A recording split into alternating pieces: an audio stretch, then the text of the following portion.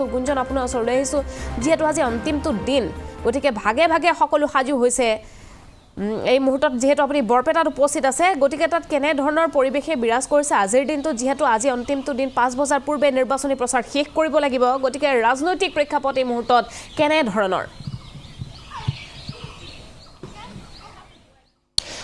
হিমাশ্ৰী আমি কালিৰ দিনটোতো আমি দেখুৱাইছিলোঁ যে বৰপেটা জিলাৰ অন্তৰ্গত হৰভোগ ভৱানীপুৰ সমষ্টিত কালি প্ৰধানমন্ত্ৰী নৰেন্দ্ৰ মোদী আহিছিল তেওঁ জনসভা সম্বোধন কৰিছিল আৰু এনডিএৰ যিসকল প্ৰাৰ্থী প্ৰক্ষেপ কৰিছে মিত্ৰ দলৰ প্ৰাৰ্থীৰ হৈ প্ৰধানমন্ত্ৰীগৰাকীয়ে প্ৰচাৰ চলাইছে আৰু তাৰ পাছতে আমি বিভিন্ন সমষ্টিত আমি ঘূৰিছোঁ বিভিন্ন সমষ্টিত ৰাইজৰ সৈতে আমি কথা পাতিছোঁ প্ৰাৰ্থীসকলৰ প্ৰচাৰ আমি দেখিছোঁ গভীৰ নিশালৈকে তেওঁলোকে যিহেতু আৰু মাত্ৰ কেইটামান মুহূৰ্ত আৰু তাৰ পাছতে প্ৰচাৰ অভিযান অন্ত পৰিব গতিকে সকলোৱে গভীৰ নিশালৈ প্ৰচাৰত ব্যস্ত আছিল আৰু আজি যেহেতু অন্তিমটো দিন আজিও প্ৰচাৰ কাৰ্যসূচী বিভিন্ন বাইক ৰেলী বিভিন্ন অনুষ্ঠান আজি অন্তিম দিনৰ কাৰ্যসূচী হিচাপে ৰাখিছে এতিয়া মই সামগ্ৰিকভাৱে বৰপেটা বুলিয়েই নহয় কালি প্ৰধানমন্ত্ৰী নৰেন্দ্ৰ মোদীয়ে মুঠ 9টা সমষ্টিক লৈ তেওঁ প্ৰচাৰ কৰিছিল আৰু এই সমষ্টিকেইটাক লৈ আমি কিছু কথা দৰ্শকসকলক জনাব বিচাৰিছোঁ যে প্ৰথমে আমি জনাব বিচাৰিছোঁ ভৱানীপুৰ হৰভোগ সমষ্টিটোৰ বিষয়ে ভৱানীপুৰ হৰভোগ সমষ্টিত প্ৰাৰ্থিত্ব প্ৰদান কৰা হৈছে বিজেপিয়ে প্ৰাৰ্থিত্ব প্ৰদান কৰিছে ৰঞ্জিত কুমাৰ দাসক আৰু ৰঞ্জিত কুমাৰ দাসৰ বিপৰীতে আছে CPIMৰ প্ৰাৰ্থী তেওঁ বৰ্তমান হৰভোগৰ বিধায়ক কিন্তু এতিয়া নৱগঠিত যেহেতু ভৱানীপুৰ হৰভোগ হ'ল এই সমষ্টিটোত CPIMে প্ৰক্ষেপ কৰিছে মনোৰঞ্জন তালুকদাৰক আৰু মূলতঃ এই সমষ্টিটোত এই দুগৰাকী প্ৰাৰ্থীৰ মাজতে যুঁজ হোৱা আমি দেখিবলৈ পাইছোঁ বিভিন্ন শ্লোগান নিৰ্বাচনক কেন্দ্ৰ কৰি দেখিবলৈ পোৱা গৈছে ৰঞ্জিত দাসে যি সময়ত তেওঁ প্ৰচাৰ চলাই আছে সেই একে সময়তে তীব্ৰ প্ৰচাৰ অভিযান চলাই আছে CPIMো এতিয়া দুই নেতাৰ মাজত তুমুল যুদ্ধ হ'ব দুই দলৰ মাজত তুমুল যুদ্ধ হ'ব আৰু শেষত হয়তো কোনে শেষ আহি মাৰিব সেয়া হয়তো ভোটাৰে ইতিমধ্যে সিদ্ধান্ত গ্ৰহণ কৰিছে আৰু মাত্ৰ কেইটামান মুহূৰ্ত আৰু তাৰ পাছতে তেওঁলোকে নিজৰ নিজৰ ভোটাধিকাৰ সাব্যস্ত কৰিব কিন্তু এটা কথা ঠিক যে সেই সমষ্টিটোত প্ৰতিদ্বন্দ্বিতা হ'ব সেই সমষ্টিটোত কেনেধৰণে কোন শেষ আহি কোনে শেষ আহি মাৰিব পাৰে তাৰ ওপৰত এতিয়া বিভিন্ন সমীকৰণ চলি আছে আৰু শেষ যিহেতু আজি নিৰ্বাচনী প্ৰচাৰ আজিৰ দিনটোতো দুয়োগৰাকী নেতাৰে বিশেষ কাৰ্যসূচী আছে আৰু তাত যেহেতু 5টাকৈ কেণ্ডিডেট তাত প্ৰাৰ্থী প্ৰক্ষেপ কৰিছে বিভিন্ন দল নিৰ্দলীয় প্ৰাৰ্থীকে ধৰি AIDFৰো প্ৰাৰ্থী আছে আৰু এই সমষ্টিটোত এতিয়া ভোটাৰসকলে কাক বাছনি কৰে সেয়া লক্ষণীয় হ'ব একেধৰণে বজালী সমষ্টিৰ হৈও প্ৰধানমন্ত্ৰী নৰেন্দ্ৰ মোদীয়ে কালি তেওঁ তাত প্ৰচাৰ কৰিছে জনসভা সম্বোধন কৰিছে প্ৰাৰ্থীগৰাকীও তাত উপস্থিত আছিল আৰু আমি প্ৰচাৰ কাৰ্যসূচীও দেখিছোঁ বজালীত যদি আমি চাওঁ মূলতঃ 3গৰাকী প্ৰাৰ্থী প্ৰক্ষেপ কৰিছে প্ৰথমটো হ'ল অগপ দলে প্ৰক্ষেপ কৰিছে ধৰ্মেশ্বৰ ৰয়ক তেওঁ এইবাৰ মিত্ৰ দলৰ প্ৰাৰ্থী হিচাপে প্ৰতিদ্বন্দ্বিতা কৰিছে একেধৰণে অসম জাতীয় পৰিষদে দিলীপ বৰুৱাক প্ৰক্ষেপ কৰিছে বজালী সমষ্টিত আৰু তৃণমূল কংগ্ৰেছৰ কল্যাণী কলিতা নামৰ এগৰাকী প্ৰাৰ্থী তেওঁ TMCয়ে প্ৰক্ষেপ কৰিছে এই সমষ্টিটোত যদিওবা TMCয়ে প্ৰাৰ্থী প্ৰক্ষেপ কৰিছে কিন্তু বজালী সমষ্টিটোত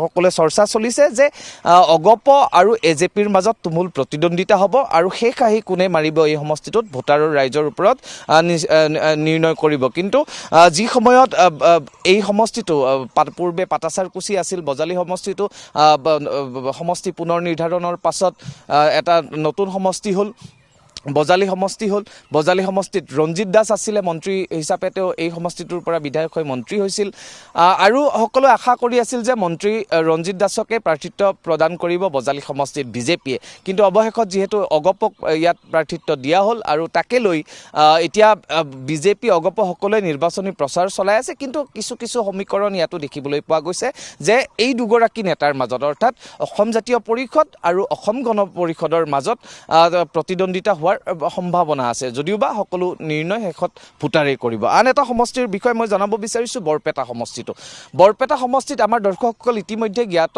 যে মনোনয়ন দাখিলৰ সময়তে কংগ্ৰেছৰ যিগৰাকী প্ৰাৰ্থী আছিল তেওঁৰ মনোনয়ন অবৈধ ঘোষণা কৰে নিৰ্বাচন আয়োগে আৰু তাৰ পাছত 3গৰাকী প্ৰাৰ্থী বৰ্তমান বৰপেটাত আছে 3গৰাকী প্ৰাৰ্থীৰ অগপ দলে প্ৰাৰ্থী প্ৰক্ষেপ কৰিছে দীপক কুমাৰ দাসক আৰু 2গৰাকী আছে নিৰ্দলীয় আৰু এই 2গৰাকী নিৰ্দলীয় প্ৰাৰ্থী তেওঁলোক ভাৰতীয় জনতা পাৰ্টিত আছিল, বিজেপিত আছিল আৰু বিজেপিৰ পৰা যেতিয়া টিকট বঞ্চিত হৈ তেওঁলোকে গৈ নিৰ্দলীয় হিচাপে এতিয়া প্ৰতিদ্বন্দ্বিতা আগবঢ়াইছে। এতিয়া এই সমষ্টিটোত যদিও বা সকলোৱে আশা কৰি আছে যে অগপ দলে ইয়াত প্ৰভাৱ বিস্তাৰ কৰি আছে, তথাপি নিৰ্দলীয়ক লৈ এতিয়া কংগ্ৰেছে কোন দলক সমৰ্থন দিব, কোন দলৰ প্ৰাৰ্থী কোনগৰাকী নিৰ্দলীয় প্ৰাৰ্থীক সমৰ্থন দি কংগ্ৰেছে সহায় কৰিব, তাৰ ওপৰতো নিৰ্দিষ্ট সমীকৰণ তাত চলি আছে বৰপেটা সমষ্টিটোত। গতিকে বৰপেটা সমষ্টিটোৰ যুঁজখন আকৰ্ষণীয় হ'ব, চাবলগীয়া হ'ব। একেধৰণে মানাহ যিটো সমষ্টি, এটা নৱগঠিত সমষ্টি, পূৰ্বে চাপাগুৰি সমষ্টি আছিল, জনজাতিৰ বাবে সংৰক্ষিত। এই সমষ্টিটোৰ পৰাই বিধায়ক নিৰ্বাচিত হৈ মন্ত্ৰী হৈছিল UG ব্ৰহ্ম। আৰু এইবাৰ এই সমষ্টিটোত BPFক এৰি দিছে বিজেপিয়ে। খুব চৰ্চা চলি আছিল যে নৱগঠিত মানৱ সমষ্টি যিটো সংৰক্ষণ মুক্ত, এই সমষ্টিটোত এতিয়া বিজেপিয়ে প্ৰতিদ্বন্দ্বিতা কৰিব, কিন্তু সময়ত বিজেপিয়ে প্ৰতিদ্বন্দ্বিতা নকৰি BPFক এই আসনখন এৰি দিছে। আৰু BPFৰ থানেশ্বৰ বসুমতাৰী এই সমষ্টিটোত প্ৰচাৰ চলাই আছে। আৰু বিশেষকৈ এটা ৰাইজৰ দল, অখিল গগৈৰ ৰাইজৰ দলে কিন্তু এই সমষ্টিটোত এটা অদ্ভুত ধৰণে এটা প্ৰভাৱ বিস্তাৰ কৰা আমি দেখিবলৈ পাইছোঁ। একেধৰণে UPPLৰো প্ৰাৰ্থী আছে, UPPLে জংচৰ ব্ৰহ্মক ইয়াত প্ৰাৰ্থী প্ৰক্ষেপ কৰিছে, কিন্তু ৰাইজৰ দল আৰু BPFৰ প্ৰাৰ্থীৰ যি প্ৰচাৰ চলিছে সমষ্টিটোত, তাৰ তুলনাত কিন্তু ক্ৰমাৎ যেন নিস্তেজ হৈ পৰিছে UPPL দল। নৱ কুমাৰ শৰণীয়া, তেওঁ কোকৰাঝাৰ লোকসভা সমষ্টিৰ তেওঁ সাংসদ আছিলে।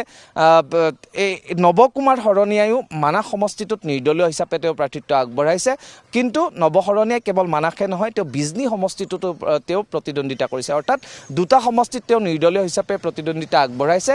গতিকে এই সমষ্টিটো, মানাহ সমষ্টিটো বিষয়ে আমাৰ দৰ্শকসকলে জানে যে ইয়াত বিশেষকৈ বড়ো কেন্দ্ৰিক চৰ্চা আলোচনা ইয়াত সকলো চলি আহিছে। গতিকে তাৰ মাজত কেনেধৰণে BPFে ইয়াত যুঁজ দিব বা ৰাইজৰ দলে কেনেধৰণে যুঁজ দিব, তাৰ ওপৰত সকলোৰে দৃষ্টি নিবদ্ধ। তথাপি আজি যিহেতু অন্তিম দিনৰ প্ৰচাৰ, আজিৰ দিনটো প্ৰচাৰ কাৰ্যসূচী নিৰ্ভৰ কৰিব যে কোনগৰাকী প্ৰাৰ্থীয়ে কিমান ভোটাৰক চুব পাৰিছে। কাৰণ ইয়াত দেখিবলৈ পোৱা গৈছে যে পাৰ্চনেল টাচ বুলি যদি আমি কওঁ, যে প্ৰাৰ্থীসকলে যিমানে প্ৰচাৰ চলাইছে, যিমানে ব্যক্তিগতভাৱে ভোটাৰক সাক্ষাৎ কৰি তেওঁলোকে ভোট বিচাৰিছে, সিমানে তেওঁলোক লাভান্বিত হ'ব বুলি আমি ধাৰণা কৰিব পাৰোঁ। একেধৰণে আমি বিজনীৰ কথা ক'লোঁ। বিজনীত বিজেপিয়ে প্ৰক্ষেপ কৰিছে অৰূপ কুমাৰ ডেক আৰু কমল সিং নাৰ্জাৰী, তেওঁ পূৰ্বৰ বিধায়ক আছিল, এইবাৰ UPPL দলৰ তেওঁ প্ৰাৰ্থী সেই সমষ্টিটোত। গতিকে এই দুইগৰাকী নেতাৰ ইয়াত প্ৰতিদ্বন্দ্বিতা হোৱাৰ সম্ভাৱনা আছে, UPPL আৰু অৰূপ কুমাৰ ডে বিজেপিৰ। লগতে তাত আন খলিলুৰ ৰহমান বুলি এগৰাকী নিৰ্দলীয় প্ৰাৰ্থী আছে, তেওঁ BPFত আছিলে, এতিয়া নিৰ্দলীয় হিচাপে প্ৰাৰ্থী তেওঁক প্ৰক্ষেপ কৰা হৈছে। যিহেতু সংখ্যালঘু তাত ভোটাৰ আছে, গতিকে সংখ্যালঘু ভোটাৰে কাক আঁকোৱালি লয়, বড়োসকলে বিজেপিক ভোট দিয়ে নে UPPLৰ পক্ষত অৱস্থান কৰে, এয়া নিঃসন্দেহে আমি সময়ৰ বাবে অপেক্ষা কৰিব লাগিব। এতিয়া আন এটা সমষ্টিৰ কথা ক'ব বিচাৰিছোঁ, যিটো সমষ্টিৰ প্ৰধানমন্ত্ৰী নৰেন্দ্ৰ মোদীয়ে প্ৰচাৰ চলাইছিল, সেইটো হৈছে বঙাইগাঁও সমষ্টি। বঙাইগাঁও সমষ্টি দীৰ্ঘ সময় ধৰি অগপৰ দখলত আছে।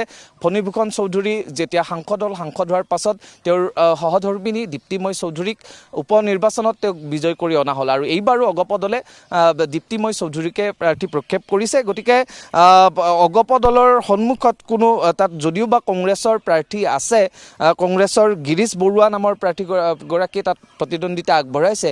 গতিকে যদিও বা আগবঢ়াইছে, যদিও বা মিত্ৰ দল হৈছে, বিৰোধী একগোট হৈছে, কিন্তু অগপ দলৰ ভেটি যে বঙাইগাঁৱত খহাব পাৰিব তাৰ ওপৰত কিন্তু সকলোৰে সন্দেহ আছে। তথাপি ভোটাৰে সকলো সেই সিদ্ধান্ত গ্ৰহণ কৰিব, তাৰ বাবে আমি অপেক্ষা কৰিব লাগিব।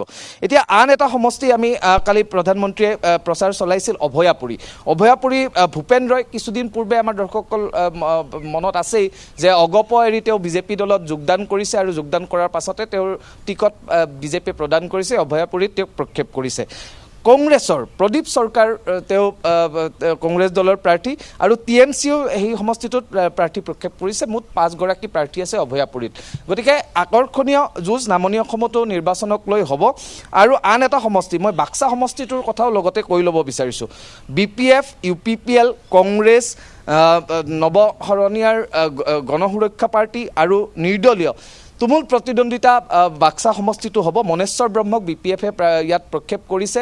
মনেশ্বৰ ব্ৰহ্মই BPF দলৰ পৰা ৰাকেশ ব্ৰহ্ম, মনেশ্বৰ ব্ৰহ্ম পূৰ্বৰ তেওঁ বৰমা যিটো সমষ্টি এতিয়া নৱগত সমষ্টি পুনৰ নিৰ্ধাৰণৰ পাছত সেই সমষ্টিটো বাক্সা হিচাপে পৰিগণিত হ'ল আৰু সেই সমষ্টিটোৰ পূৰ্বৰ বিধায়ক আছিল মনেশ্বৰ ব্ৰহ্ম। গতিকে তেওঁৰ কিছু প্ৰভাৱ আমি নুই কৰিব সমষ্টিটোত নোৱাৰোঁ।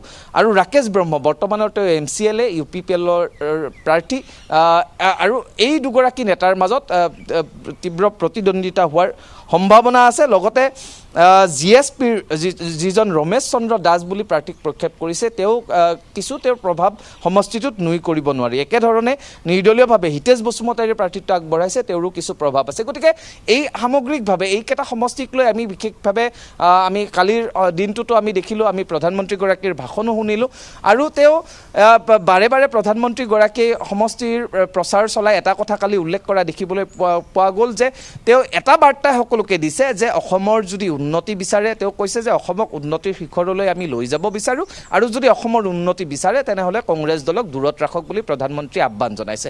এতিয়া প্ৰধানমন্ত্ৰীৰ এই আহ্বানৰ পাছত ভোটাৰে কেনেধৰণে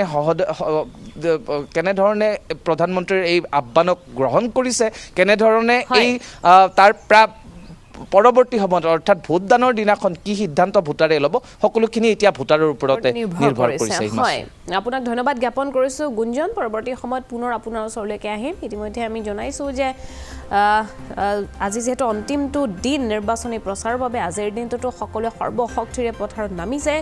আজি মুখ্যমন্ত্ৰীগৰাকীৰ কেইবাটাও প্ৰান্তত নিৰ্বাচনী প্ৰচাৰ সভা, আজি বিশেষকৈ উজনি অসমত মুখ্যমন্ত্ৰীগৰাকীয়ে নিৰ্বাচনী সভা সম্বোধন কৰিব। সুশান্ত বৰগোহাঁইৰ হৈ এখন নিৰ্বাচনী সভা সম্বোধন কৰিব মুখ্যমন্ত্ৰী ডক্টৰ হিমন্ত বিশ্ব শৰ্মাই।